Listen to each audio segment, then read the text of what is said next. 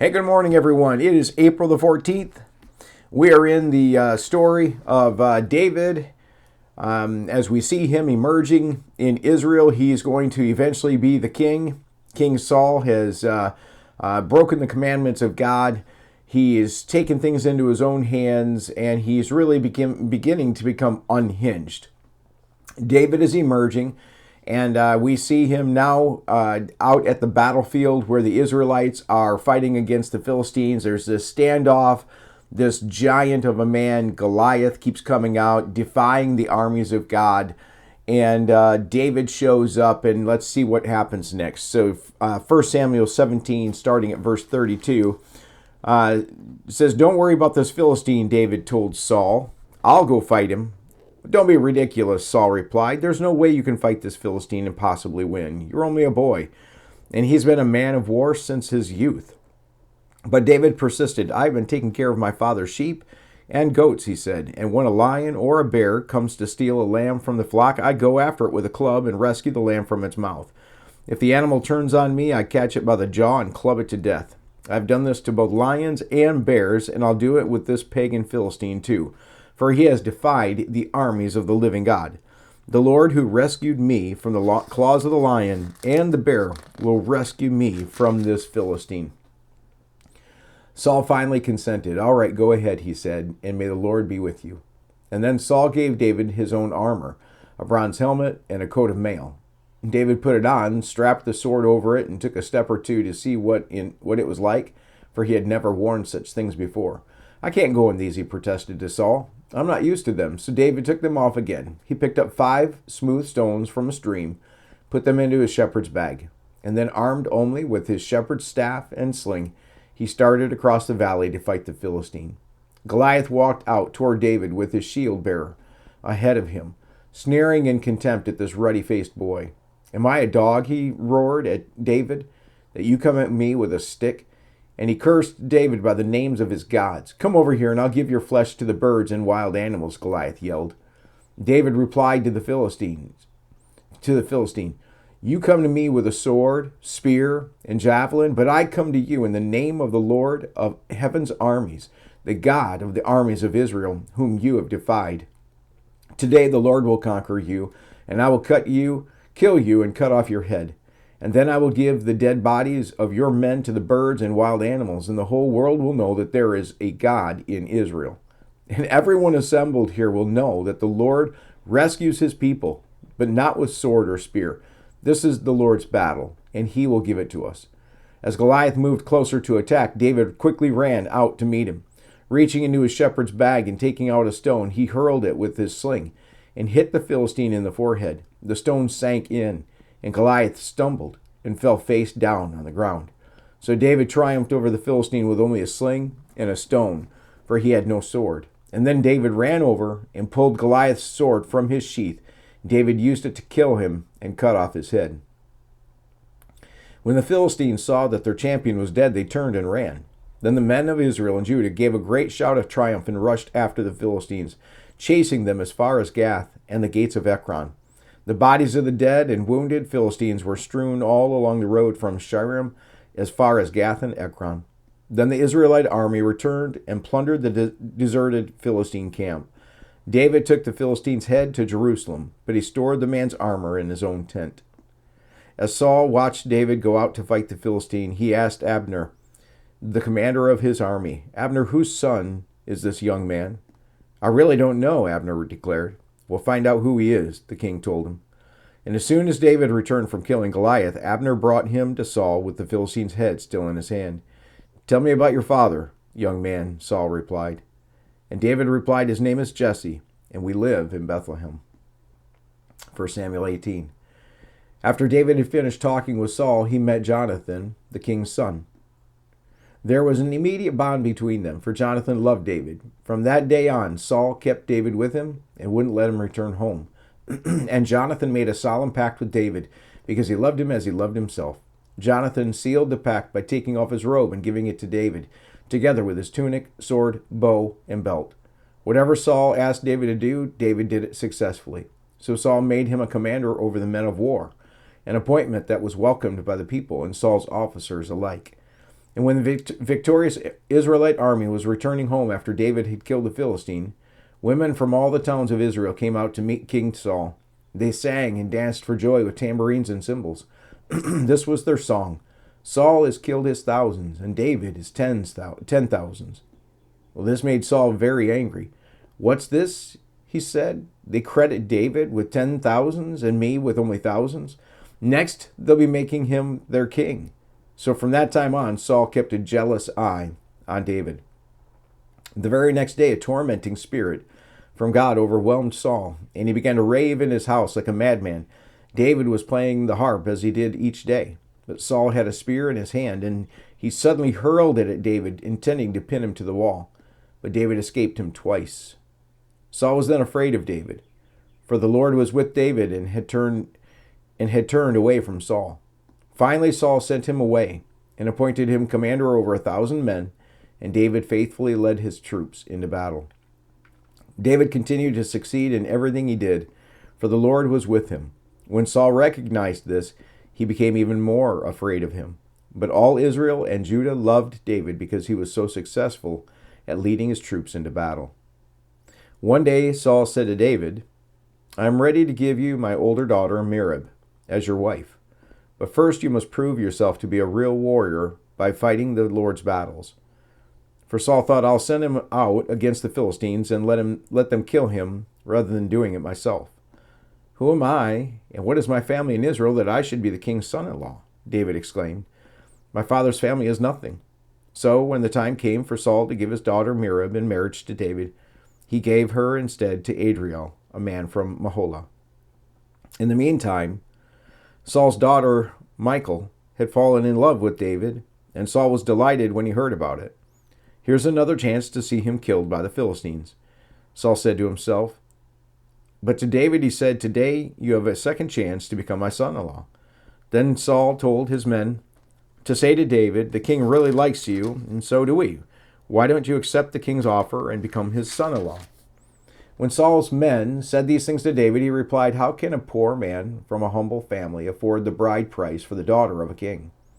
When Saul's men reported this back to the king, he told them, "Tell David that all I want for the bride price is 100 Philistine foreskins. Vengeance on my enemies is all I really want." But what Saul had in mind was that David would be killed in the fight. David was delighted to accept the offer. Before the time limit expired, he and his men went out and killed 200 Philistines. Then David fulfilled the king's requirements by presenting all their foreskins to him. So Saul gave his daughter Michal to David to be his wife. When Saul realized that the Lord was with David and how much his daughter Michal loved him, Saul became even more afraid of him, and he remained David's enemy for the rest of his life. Every time the commanders of the Philistines attacked, David was more successful against them than all the rest of Saul's officers. So David's name became very famous. 1 Samuel 19. Saul now urged his servants and his son Jonathan to assassinate David.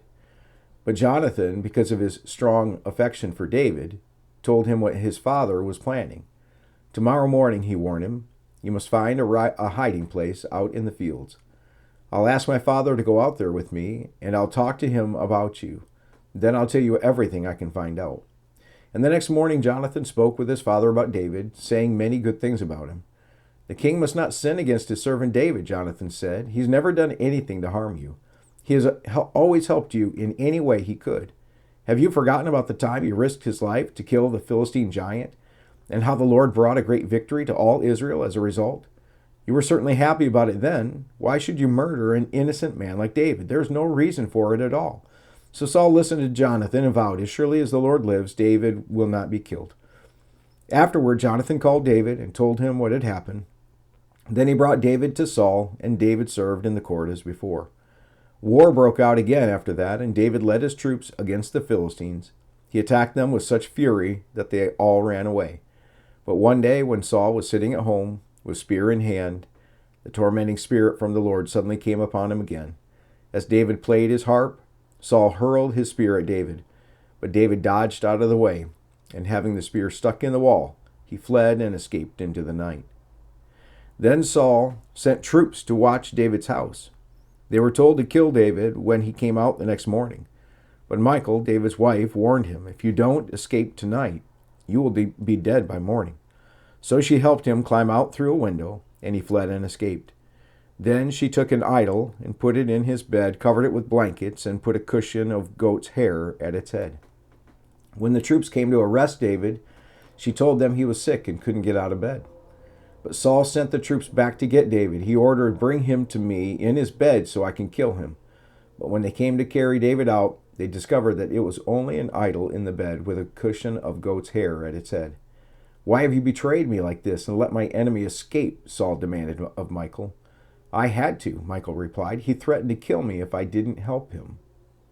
Okay, jump to Psalm 59 now, because many of the Psalms are written by David on various occasions. And so this Psalm is written regarding the time that Saul sent soldiers to watch David's house to kill him. This is to be sung in the tune of "Do Not Destroy." So it says, "Rescue me from my enemies, O God. Protect me from those who have come to destroy me. Rescue me from these criminals. Save me from these murderers. They have set an ambush for me. Fierce enemies are out there waiting, Lord, though I have not sinned or offended them. I have done nothing wrong, yet they prepare to attack me. Wake up, see what is happening, and help me. O Lord, God of heaven's armies, the God of Israel, wake up and punish those hostile nations. Show no mercy to wicked traitors. They come out at night, snarling like vicious dogs as they prowl the streets. Listen to the filth that comes from their mouths. Their words cut like swords. After all, who can hear us? They sneer. But Lord, you laugh at them. You scoff at all the hostile nations. You are my strength. I wait for you to rescue me. For you, O God, are my fortress.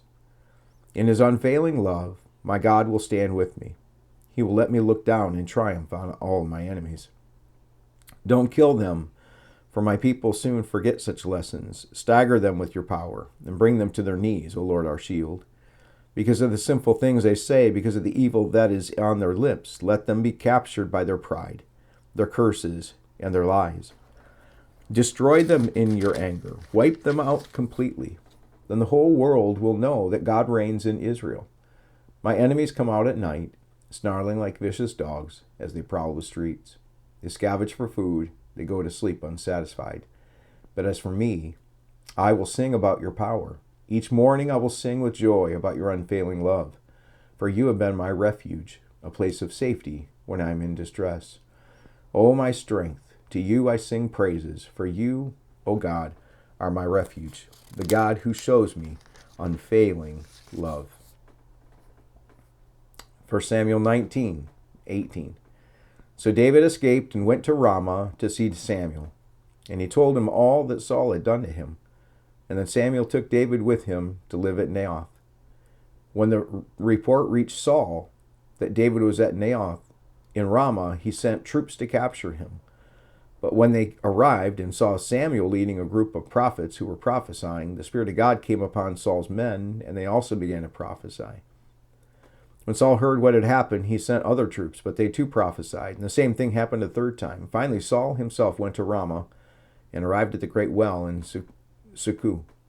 "Where are Samuel and David?" he demanded. "They are at Naioth in Ramah," someone told him. But on the way to Naioth in Ramah, the Spirit of God came upon Saul, and he too began to prophesy all the way to Naioth.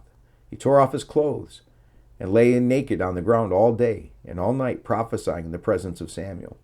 The people who were watching exclaimed, "What, is even Saul a prophet?"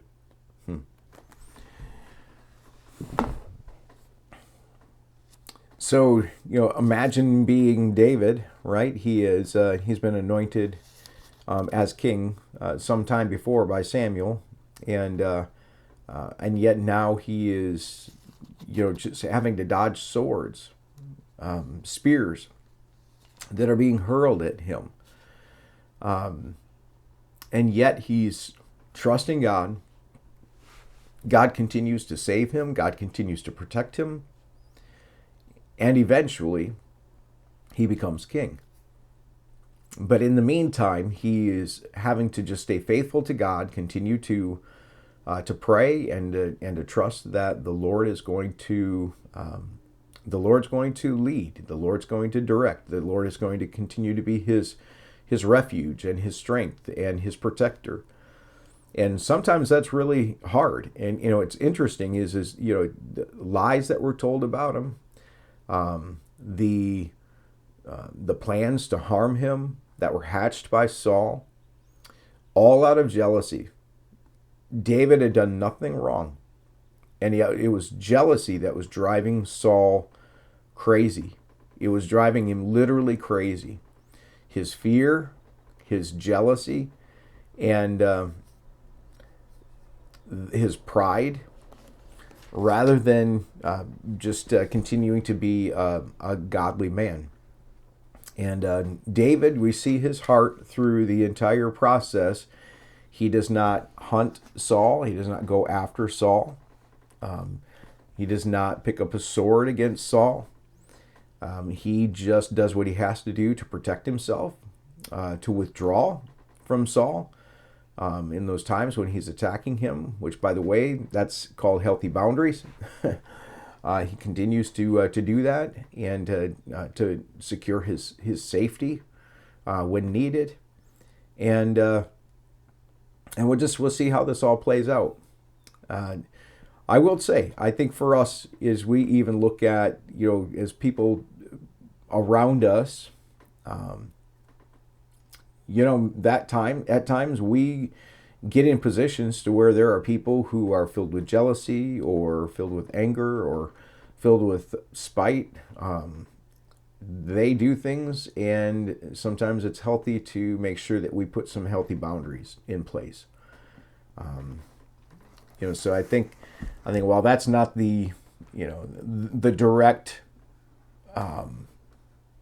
exegesis of this passage, that it's a passage on boundaries, I do think that it is a reminder that even when we look at David and how he behaves around Saul, in David's attempt to be a godly man, and yet also making sure that he's preserving his life. He doesn't start bad-mouthing Saul. He doesn't do, but he does make sure that he takes those precautions that are needed, especially when it came time to preserve his own life.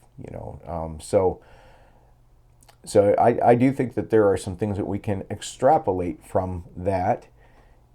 Especially as we just try to live as people who follow Christ, living as godly people, people who reflect the image of Christ, and just making sure that our behavior continues to conform to the will and the heart of God, and at the same time making sure that we are healthy and living in a way that where we can flourish.